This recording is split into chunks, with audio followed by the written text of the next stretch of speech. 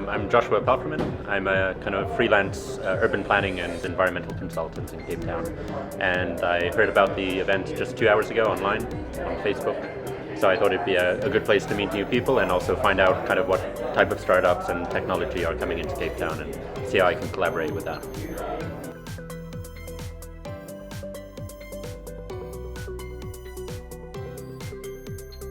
Hi, my name is Adir. I'm from Tutorify. We're a curated marketplace that connects students with home tutors. And I'm just hoping to meet some new entrepreneurs, maybe network, and hopefully learn something from the speaker tonight. Hi, my name is Sean Clancy. I'm here representing Voice Telecom. We're a business telephone system using VoIP. We're in the cloud. And I'm excited about the startup grind tonight. Hoping to meet a lot of cool people and get an update on the startup scene here in Cape Town. My name is Precious. I'm from Santam. So I guess I'm just interested in the whole entrepreneurship ecosystem in Cape Town and how you can collaborate between big corporates and entrepreneurs. Hi, my name is Netemba. I represent a company called MUNISA. And I'm his co-founder. We represent the same company. We're hoping to learn from the latest experience.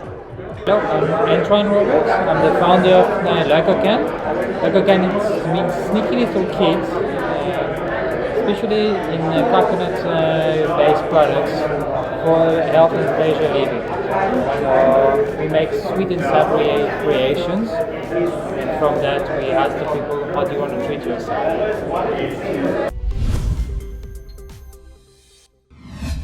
Let's get to it, Matsi. This young lady was awarded the Coca-Cola Young Achiever of the Year 2013. She's represented South Africa at the African Union 50th Jubilee in Ethiopia. She's also part of the youth forum that engaged with presidents like Kenya's president, Zambian president, as well as the Libyan president. Some high-level people that this lady has rubbed shoulders with. She's recently been to Davos, so we're going to hear some of her insights from that. And she basically spends her time with these things, pushing policy change, meeting with government, meeting with entrepreneurs like Kiet and Matsi did today.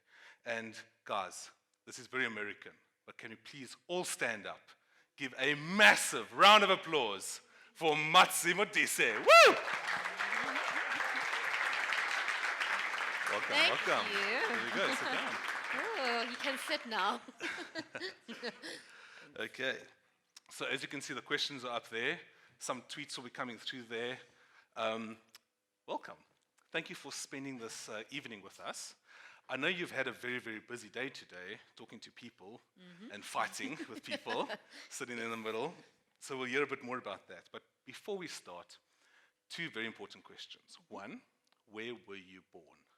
I was born in Petersburg, small little, well, it's not small, but it's in the Limpopo province. But I'm originally from the Free State. That's where most of my family is. So small little farming town called Gwagwa. And it's beautiful, it's serene, and yeah, that's where it all began. Okay, and you are now currently the Managing Director of SiMODiSA. In 60 seconds, actually 30 seconds, what is SiMODiSA? It's an industry association for entrepreneurs. By entrepreneurs, it's about creating a sophisticated, integrated entrepreneurship ecosystem so that all of you who are here who are entrepreneurs or who are aspiring entrepreneurs can have a fighting chance at having a successful business. So that's what we are. Brilliant. Guys, give that a round of applause. That's brilliant. That's brilliant. Let me just switch this microphone off. Sure. And, okay, so what did you study? I mean, you come from Kwakwa, you moved up to, I'm sure, Joburg. No, Bloemfontein. To Bloemfontein. Let's not miss that part. Okay, so what did you study? So I studied at Wits University, BCom, and I did finance, marketing, operational development, I think, one of all those things. Yeah, those things. Okay, did you enjoy the studies? I Or didn't. didn't Absolutely not. I absolutely didn't. But you're glad you got the degree, right? I'm glad Yeah. that I got a degree because I think in this country, if you can get a degree, you should, because not a lot of people have the opportunity to. I mean, you look at the fees must fall. Everybody's fighting to get an education, so if you can, go for it. Do you think it's difficult for the youth to gain access to money to pay for studies? in this country? I think it is. I mean, I come from a middle class family. My parents had to struggle and work very hard to put me through school.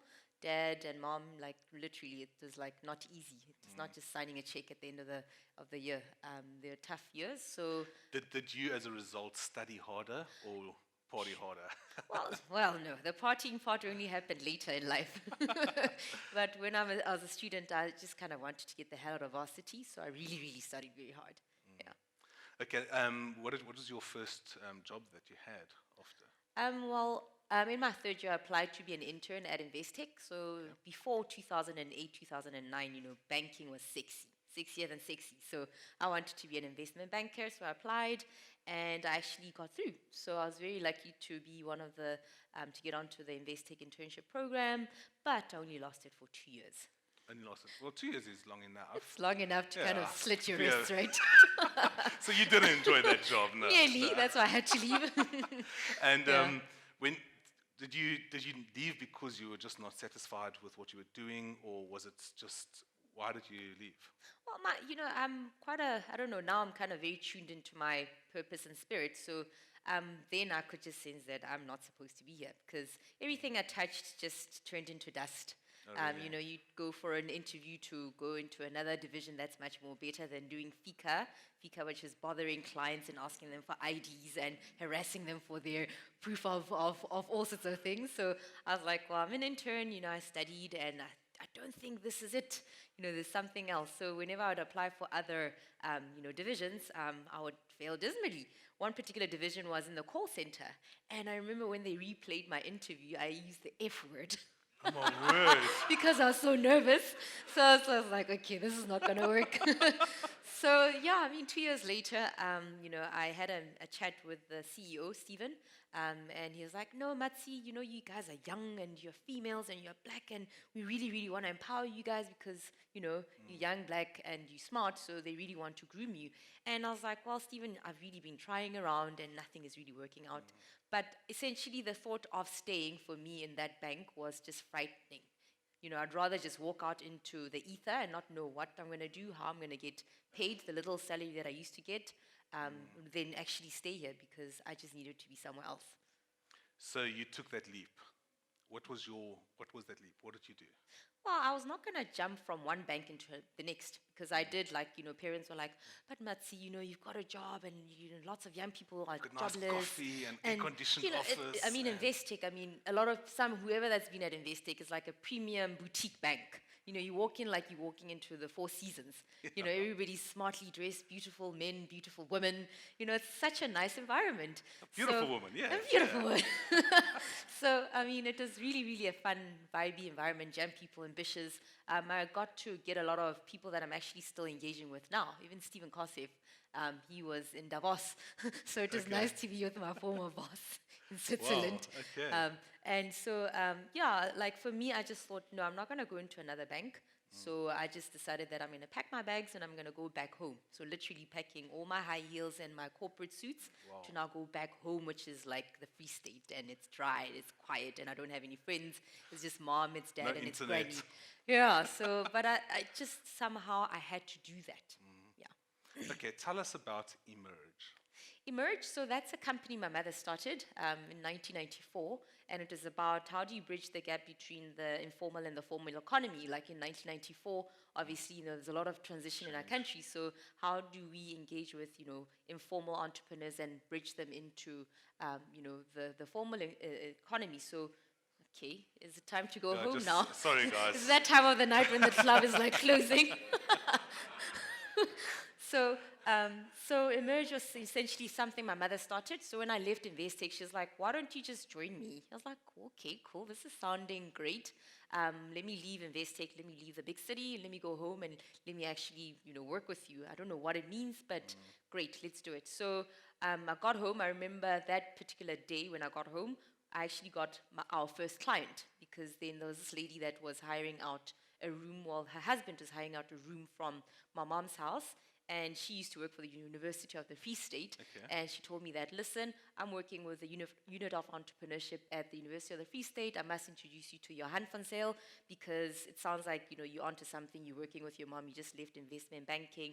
why the hell did you do that? But great to have you here. And so, through further engagements, they thought, wow, you have a little bit of experience in banking, you have a decent network, and now you're back home, so why don't we work with you? But my thinking then was not, I don't want to work for the university, I'm actually going to invoice you guys at the end of the month. So that essentially was my first client for my mom's company. And the interesting thing was that the guy, or Johan in the university, could only pay us 2,000 rands for both me and my mom.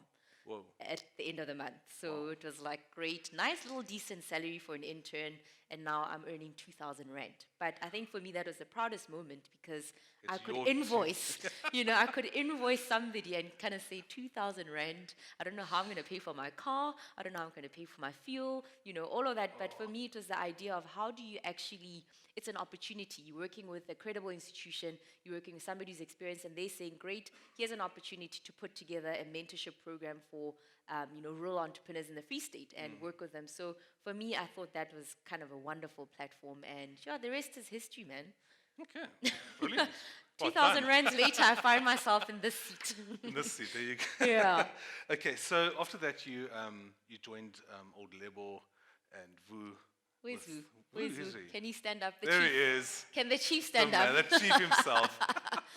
Yeah. And you joined them with SABEF, which is South African Black Entrepreneurship Forum. Yes. Tell us about that organization. I mean, it's still going today. It's still going today. And what was the idea behind it, and what was your involvement? Well, when the opportunity was presented to me, I thought, the South African Black Entrepreneurs Forum, I'd be given an opportunity to run this. For me, it stood for a lot. It stood about how do we actually create and help and transform Black entrepreneurs into the mainstream economy. That really, really stood for something very strong, and it was at a national platform. So I thought, wow, this is quite an opportunity, and I love it still till this day. I really, really loved the work that I was doing, going into townships. One would say, not that I lived a sheltered life, but, until I actually entered the SABEF days, that's when I really knew what life is, going into townships, doing the heavy lifting, groveling and begging for people to kind of help small businesses in townships. So I really, really learned my lessons there, What is one of your key learnings that you took from that? I think for me is the passion, the passion for people and the passion for, because a lot of the times I would ask myself, why am I doing this? Because it's so difficult. You're really trying to sell something that, the country needs it. Why don't they get it? Am I the only fool here? Am I the only one that gets it?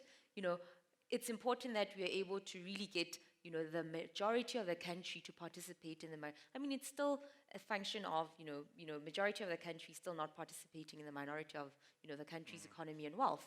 So drifting that, for some reason, I thought, me and my respective partners, this is something we have to drive, So you kind of put a whole lot on your shoulders, and you're wondering, but everybody talks about it, everybody's writing about it, but nobody's doing anything about it. So you go and engage people in government, and, they kind of give you a tough time, but these are the people that vote for them. So a lot didn't make sense, but, the passion kind of just kept me going forward.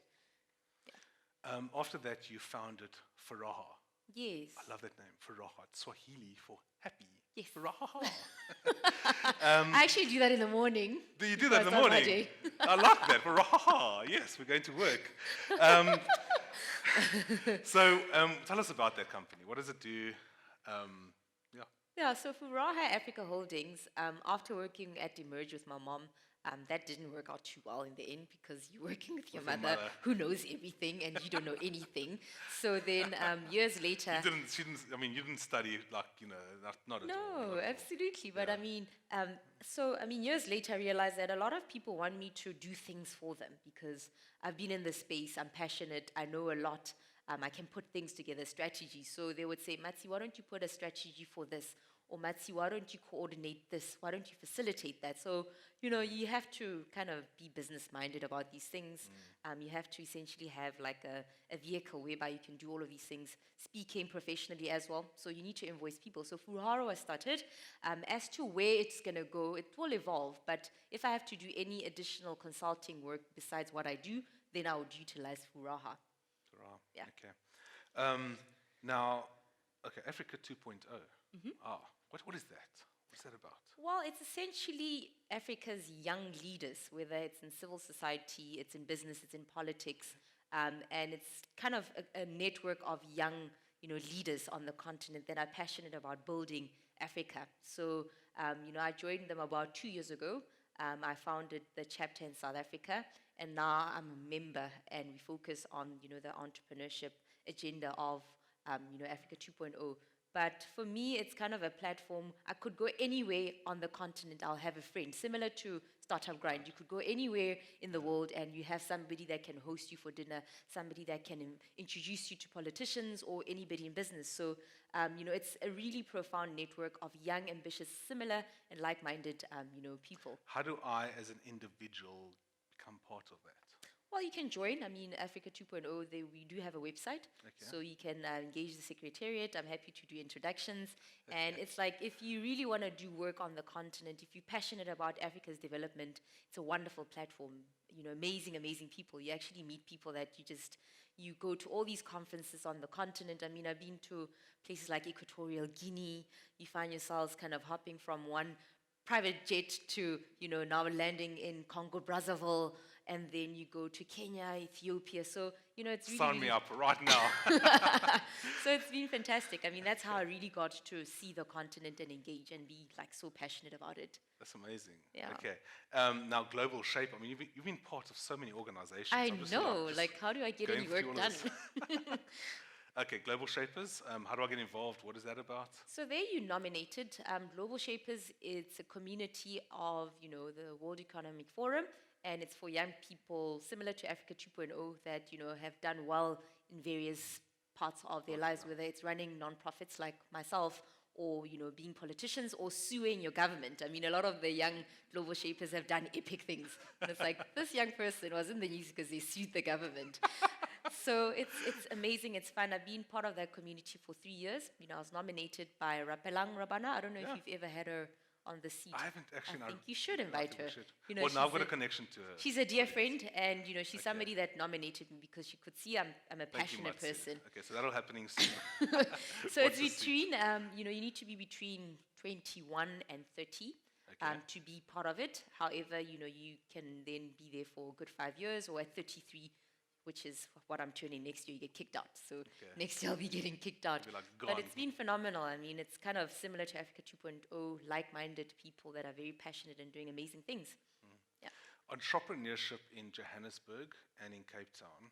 Here's a question. Is the startup scene in Jozi very different to Cape Town? If so, what is the major differences you see?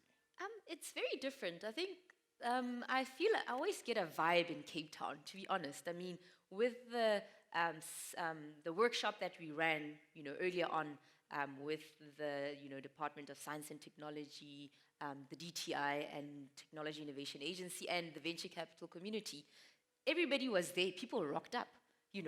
People were part of it. People were engaged. So there's always a vibe. I think Cape Town has its own microcosm of, it's quite an ecosystem of note. It kind of stands alone. So not to undermine Johannesburg, but and perhaps because I live there, I'm kind of bored with all these invites, the same stuff, different times. But coming to Cape Town, it's always quite fun. It's quite exciting. And, I've got my lovely friend Natalia and my sister, she moved to Cape Town last year. And I was like, oh my gosh, are you sure you want to do this? Are you sure? It's Cape Town. But ever since, they've been here, I've just felt like, wow, I can actually live here. Yesterday we went up the mountain. Here, so that's easy. So now I kind of get a sense of community. And in terms of the entrepreneurship vibe, there's a bit of a vibe here, in Johannesburg. And I think, SiMODiSA, essentially, a lot of people identified SiMODiSA with Cape Town. Now that, we've been able to establish, our headquarters in Johannesburg, now it's creating that, national platform. But I think the vibe is here. And somehow I have to find myself coming Tweet a lot people. here. Yeah. So you'll be moving here soon. That's No, fine. that's pushing it. Okay. So SiMODiSA, tell us about SiMODiSA. Tell us about what you were doing today. So today we were doing a very interesting task. If it was done by anybody else, it could have probably been very boring. But because myself and Kiet were facilitating this wonderful platform of stiff and starchy, staunch government divisions with vibrant, active venture capitalists and other stakeholders. We're able to kind of collide all of those worlds. And I think for the first time in our country, we're experiencing, the first time the government is saying, you know what, we have somewhat effed up for the past couple of years, and now we actually need to engage everybody. Enough of this top-bottom approach. Now we really need you guys to be part of it. So we are facilitating a dialogue of many dialogues whereby we are now saying, there's a funding landscape. Venture capital is still very young in South Africa, but it has a key role to play in really enabling the environment. So how do we make this happen? What does the government have to do? What does a technology innovation agency have to? Is it a policy thing? Is it personality thing? Is it a political thing?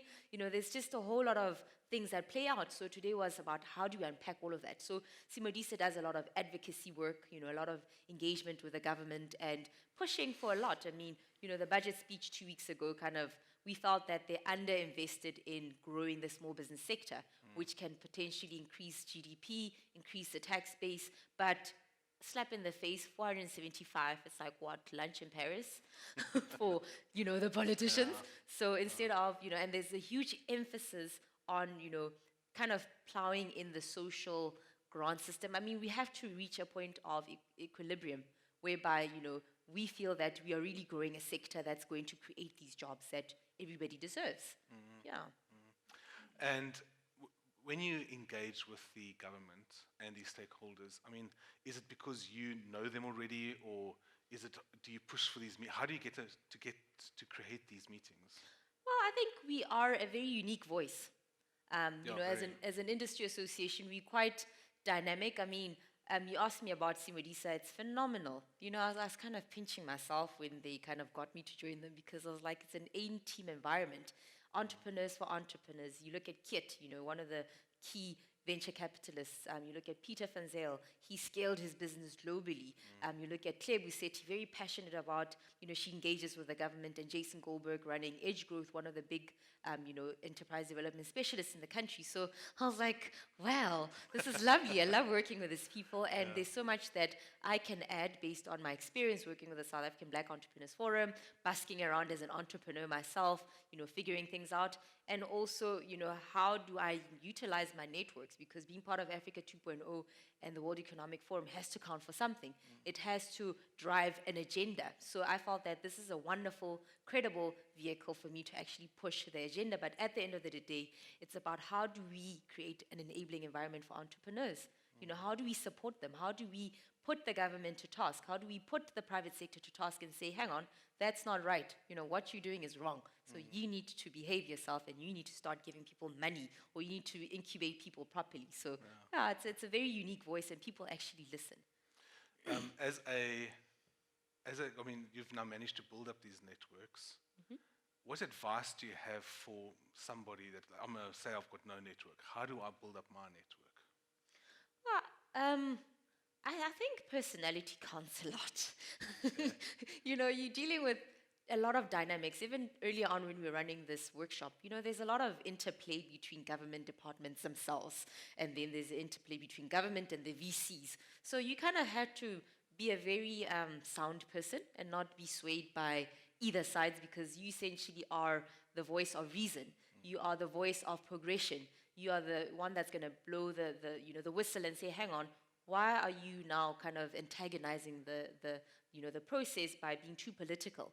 So essentially it's the character. I mean, a lot of my team at SiMODiSA, they're very people. We just focus on the goal. It's like at the end of the day, we need to push the needle, so we can't get too involved in the politics. So, and charisma as well. It helps that you must have the energy. You can't just. I mean, we met last night for dinner. I had to prepare for this particular workshop we ran today. I literally had 3 hours of sleep within the past 24 hours. Sorry. But you have to sit here and you have to kind of give it your A game. And it's about that. It's about the energy, and it's something that the team really has. Very passionate. We're going to be going on this venture train. Like, we're all worried what's going to happen, because it's all these very excited people, all this energy, and only magic happens. Okay. Yeah. So, do you think that going out, putting yourself out there, talking to different people has helped you, or did you just naturally find yourself creating these networks? Naturally, I think, people would ask, what's your strength? I say people. People really connect. A lot of times people might kind of steer clear because it's like they read about you in the magazines, see you on television, and then when they get to find who this person is, she's quite simple, really in her very not so simple world. Because I think for me, simplicity is how I survive. Not really taking too much to heart, not taking myself too seriously. I do take my work very seriously. I'm like a defined workaholic, but I never really A take. true entrepreneur. And I'm an Absolutely, entrepreneur, yeah. so I never just take too much to heart. You just kind of let things happen. So that helps a lot. Just be easygoing, and people need to really trust you and kind of get a sense of she'll also deliver, or they will also deliver. I think the reason why SiMODiSA was chosen to facilitate this very intense discussion between government and the private sector was because we will get it done. We've done this, and it's a bunch of people that have the experience in the space. As an organization, so I've got an organization, how do I interact with SiMODiSA? How can I get involved in helping you, or you helping me in the way? Essentially, SiMODiSA is for everybody in the ecosystem, whether you're a startup grind. We want to engage with everybody in the space because our main purpose is that we've got a very big ecosystem. There's a lot that's happening in South Africa. Everybody's doing all these phenomenal things, but it's not coordinated. So it's not easy for us to actually measure the impact of the space, and also not easy for entrepreneurs to navigate. It's difficult. So what if we had one platform that essentially knew everybody, had that relationship, was open enough to allow everybody to engage, to post opportunities and information, and it's easy for entrepreneurs to just plug in and figure out everything at one place. That's what SiMODiSA does. So we're open to engaging with anybody, whether you're an entrepreneur and you're looking for opportunities. Trust me, every time you read our newsletter, there'll always be an opportunity. Somebody's doing something. We'll always be profiling entrepreneurs that nobody has probably heard about, but they're doing phenomenal things. They're in interesting, interesting sectors. So we also capture what's happening in other global ecosystems because, we're not a little island in the south of Africa and the rest of the continent is Africa. It's like we belong to a unit, we belong to a network. So how do we plug SiMODiSA into what's happening in the rest of the world? Okay. We're going to do some questions, so feel free to ask. Just go to slido.com and type in #StartCPT. Okay. Do you think entrepreneurs should think global from the beginning if they want to scale, or should they crack the local market first? Well, I would say it depends on what you're selling, right? Because sometimes if you're selling something that's not ideal for the local market, but ideal for the globe, then shoot for that. So you have to know your product, you need to know who your target segment is. So it's a very relative thing. It's not kind of, when you are an entrepreneur, you must think Africa. It's like, well, if your strategy is Africa, then go for Africa. But if your strategy is, this is what I'm going to do in my country, in my community, in my township, then do that. And then eventually maybe it will evolve over time. Yeah. Okay. Does anybody have any questions? Please feel free to stand up. Come stand here if anybody does have any questions.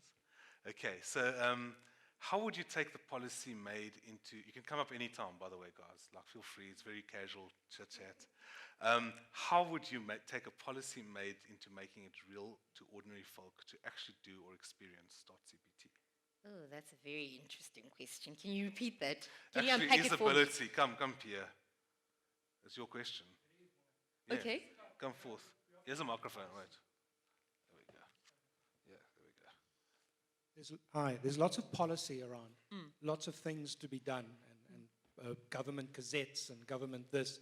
But how do you make it practical?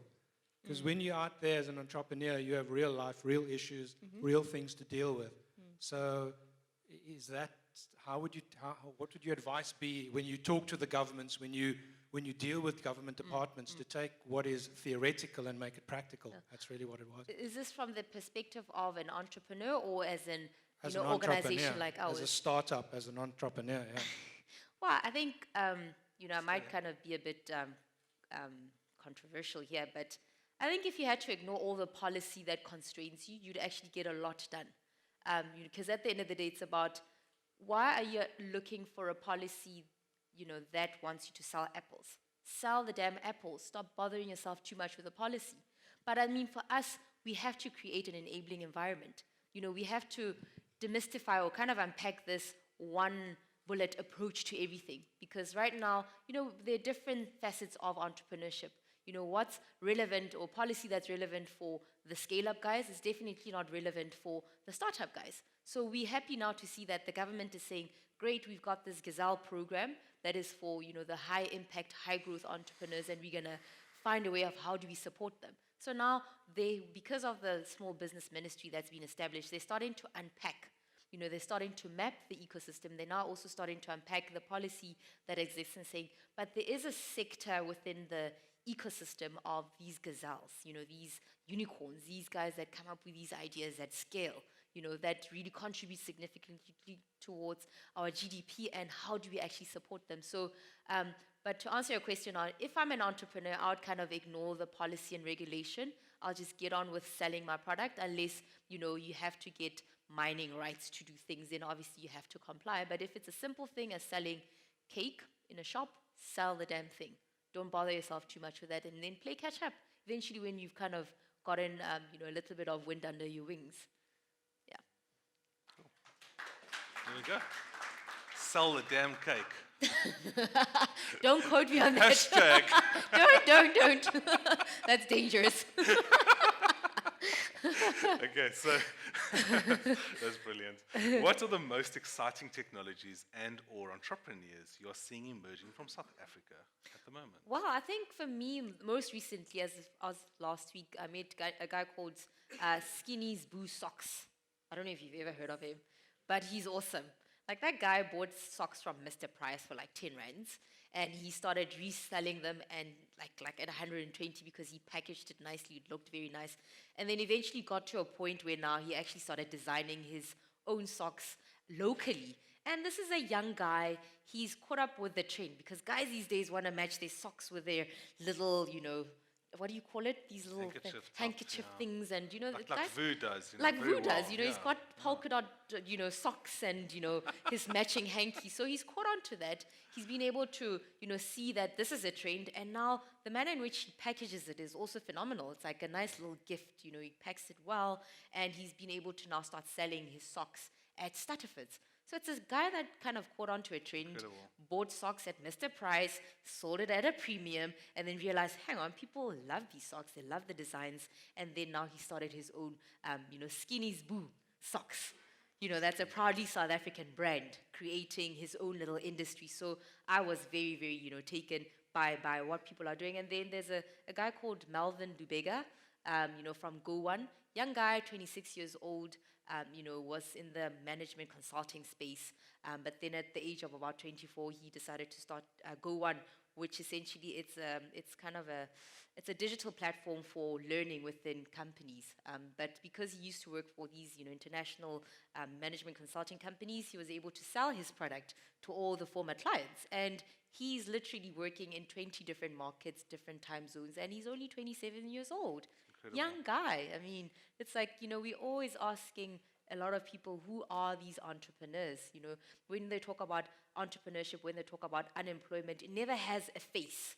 So now it's good, and that's some of the work that SiMODiSA is doing, is putting the face behind the stories. For us, it's like unemployment, youth unemployment, let's put a face to it, because this is what we have to deal with. So those stories are very, very important, and there's a lot of young people, black, white, colored, Indian, that are doing phenomenal things. And I think we really need to see this space as, it's our space, guys, as the youth of this country. It's the space that's going to take us forward. It's a space that's going to make us competitive. It's a space that's going to keep us competitive on the continent. We need to own it. Start those jobs. Start small. Fail many times. Start again. Create industries. You know what? There's no other options. I don't have any other options. I'm probably I'm happy that Kiet, you guys have employed me to be at SiMODiSA, but if there were the conventional managers that really sat down on my neck, I'd be the worst employee ever. But they've kind of said, Matsi, you've been doing this, you can do this, run. So it's very, very important to be in that environment that it's like, I wake up in the morning and I'm going to run. Yeah. Students work for A's, internship, and safe jobs. Why not co-ownership, legacy and equity with SMEs that need technical input? Is that a statement or a question? Joshua. It's like quite It's a Joshua, profound come statement. come up, Joshua. Yeah.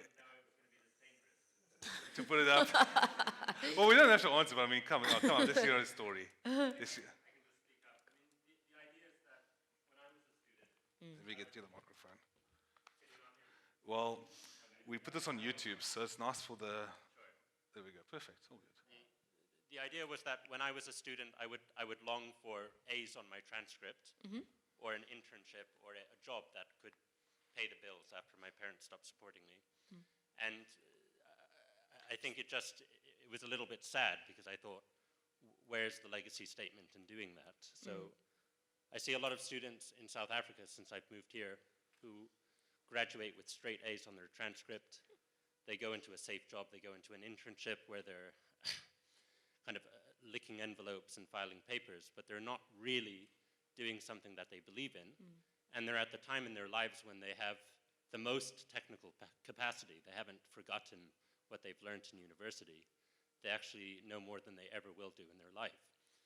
And then on the other side of the table, there are these small businesses and enterprises that can't pay like 1,700 Rand an hour for a consultant to prototype an idea. And I thought that's a gap in the market that Jobs 24 or an internship-based company isn't going to provide. So it's more of a statement, but well, no, I thought maybe if you had an opinion on it and whether you believed that was a gap in the market through your career. Sure, I mean, I was a straight D student. You should really see my transcript, it's so embarrassing. One particular year, my dad was like, what were you doing for the whole year? 33% for this? So I'm a firm believer in if you can be educated, be educated. If you have the smarts to get straight A's, get the straight A's. But it's not all or nothing. I think your safety right now, to add on to your point, is your ability to wake up in the morning and make money for yourself, because there's no more safety in corporate South Africa.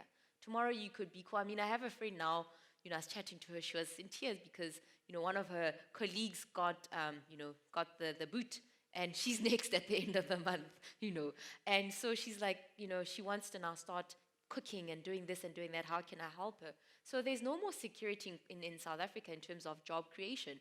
The security is in our own ability to hustle. I mean, there were times when I didn't have bread.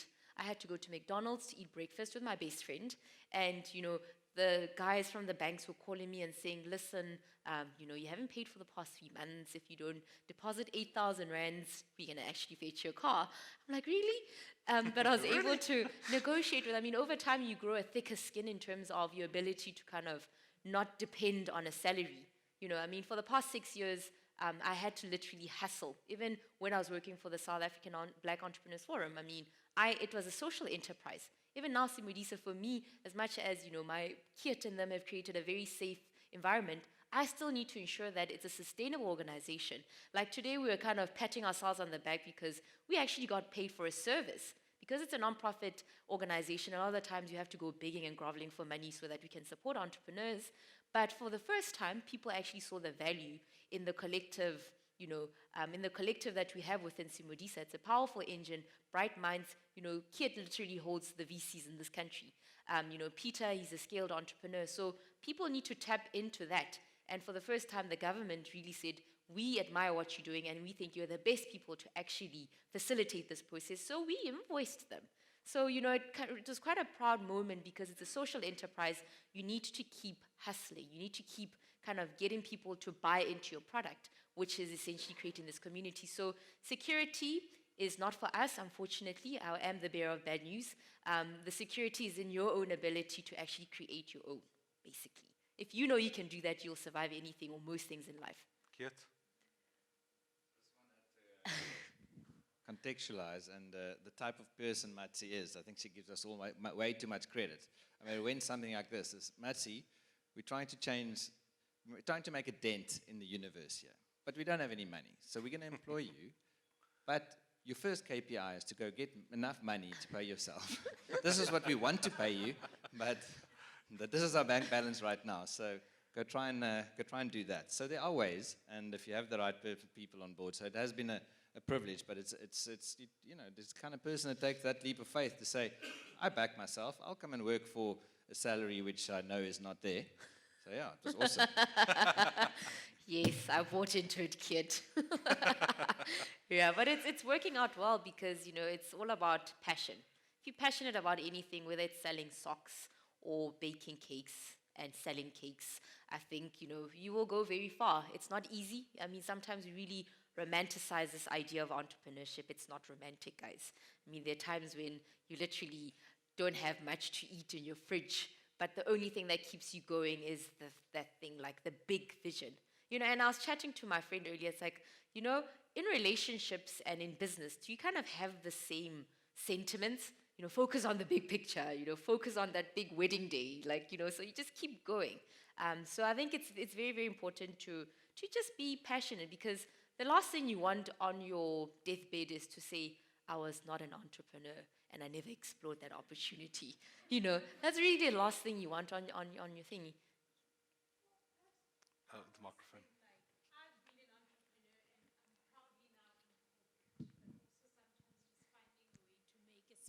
For my entrepreneurial aspirations.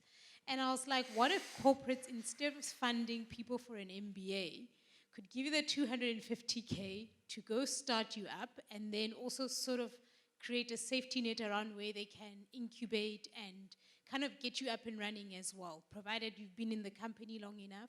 Because everybody in corporate does at one point want to take that leap of faith, but it's not easy. So you kind of need a safety net. So what if your employer could become your first, seed funder and your first client as well? What can we do to initiate that? Because not everybody wants to move up corporate and get an MBA as well. There's merit in that. Sure, and by the way, that's my sister, Moz. And I think there is a lot of value in that, but is South Africa ready for that? Because, especially as young black females, they want to retain you. They don't want you having fairy ideas of starting your own little business, selling things.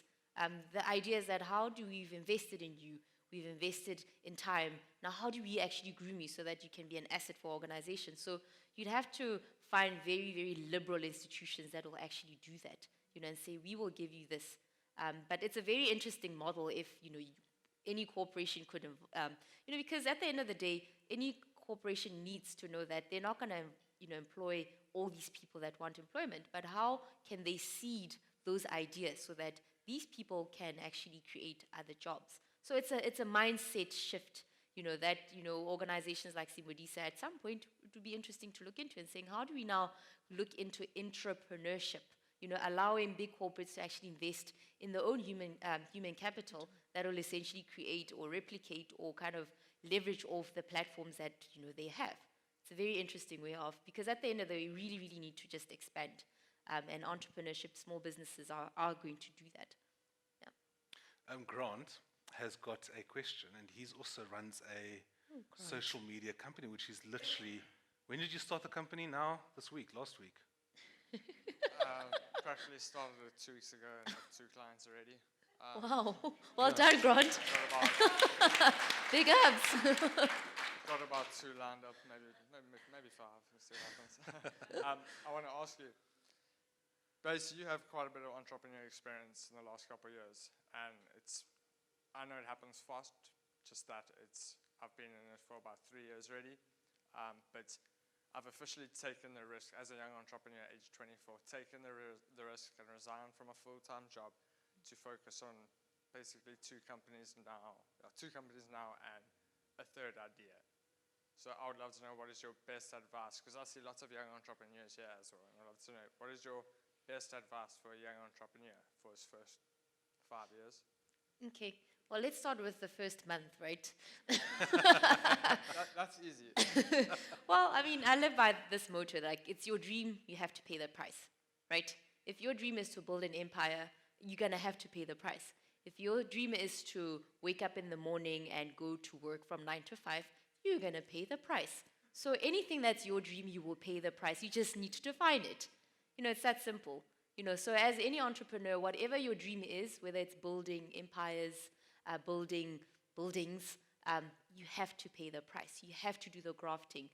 there's little sleep in you because like I'm a zombie right now, but I have so much energy because. But you look so good. But I good zombie, feed off yeah. everybody. Thank you, Gulam. I really feed off energy. I think I have the best job on this planet because I'm around people that have ideas and a lot of energy. So I really feed off that, and I really, really enjoy it. But entrepreneurs, if it's your dream, pay that price. Yeah, come up here, Max. My name is Maramongo Mbambani. I represent a startup called Carrot. So what we have done, we have built an online community that links students that are in high school with students that are in varsity for mentorship purposes. And what I understand, I have two questions for you. The first one, you spoke about you and living your life purposefully. So the first question is, what is your purpose being your drive? And then the second question goes to Emerge LTD. I understand that Emerge does a lot of work with institutions of higher education. And we're in the process of actually looking for linkages to get partnerships with institutions of higher education, because at the current moment we're working with Walter Sisulu University through their enacted students.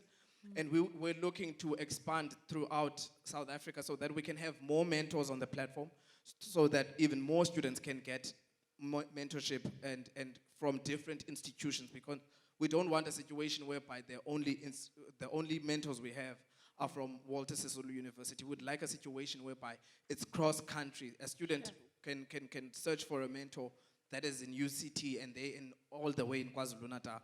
So that is the linkages with Emerge. That is my second question. So yeah. Is it a question, or is it how do you link me up with other universities? You talk to me. Yeah. I'll give you my card and we have a discussion about the people that I've worked with, and then I'm happy to connect. It's as simple as kind of connecting you to the right people that would perhaps appreciate what you're trying to do, because I think what you're doing is a wonderful job and you just need an enabler in a particular institution. So I'm happy to share my contacts. And then the first one is living a life of purpose. What is the question? What is your purpose? Okay, my purpose is, it's very difficult to define because it's something that kind of wakes you up in the morning. But it definitely has a lot to do with people. My purpose is people. I think I'm happy, but I feel guilty a lot of the times because it's like, why me? Why am I the chosen one? Why am I that's going to Davos and going to Colombia and meeting presidents and dining with kings and queens? Why me? What about everybody else? So what part can I play in terms of creating that environment where people can wake up and feel like they are part of this success? They are part of this growth. They are part of this country that needs to evolve, that has a leadership void, but they know that it's their responsibility to fix it up now by going to vote, by voting for the right people, by kind of being an active citizen. So for me, it's like my purpose is answering that question, why not everybody else? And how do I create that platform? Yeah.